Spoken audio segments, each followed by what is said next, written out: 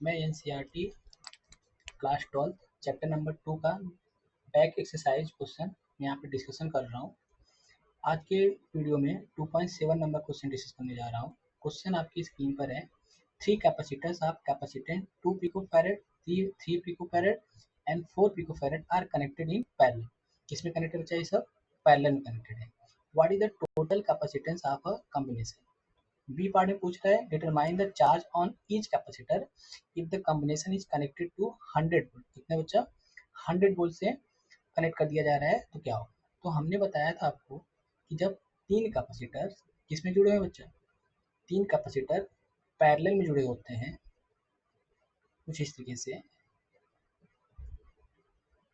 उस केस में यहाँ पे 2 पिकोफैरेड है, यहाँ पर 3 है, यहाँ पे 4 है, और इसको सप्लाई कैसे दिया जा रहा है बच्चा? यहाँ से इसको दिया जा रहा है कितने वोल्ट से? 100 वोल्ट से। ठीक, 100 वोल्ट से सप्लाई दिया जा रहा है। इस केस में पूछ रहा है कि इस कॉम्बिनेशन का इक्विवेलेंट कैपेसिटेंस कितना होगा। तो इस केस में इक्विवेलेंट कैपेसिटेंस कैसे निकाला जाता है? सी इक्विवेलेंट बराबर C1 plus C2 plus C3। C1 कितना है बच्चा? यहाँ पर 2 है, ये 3 है और ये 4 है। 3 2 5 4 9 पिकोफैरेड हो जाएगा, यानी कि सी इक्विवेलेंट कितना हो जाएगा? 9 पिकोफैरेड। अगर इसको और अच्छे से लिखना चाहता हूँ 10 पावर माइनस 12 फैरेड।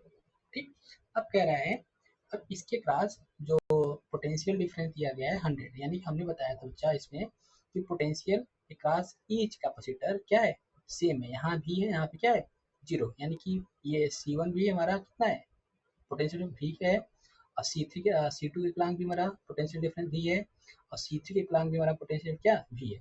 यानी कि इस पे अगर पहले वाले चार्ज निकालूंगा तो मुझे कितना मिलेगा? C1 इंटू भी, क्योंकि पोटेंशियल सेम है। C1 कितना है? 2 पिकोफैरेड है, इसको मैं लिख सकता हूँ -12।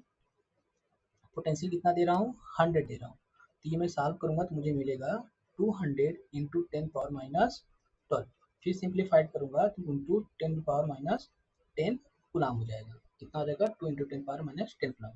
ऐसे बच्चा Q2 निकालूंगा तो मुझे क्या मिलेगा? यहाँ पर Q2 बराबर हो जाएगा C2 इंटू भी।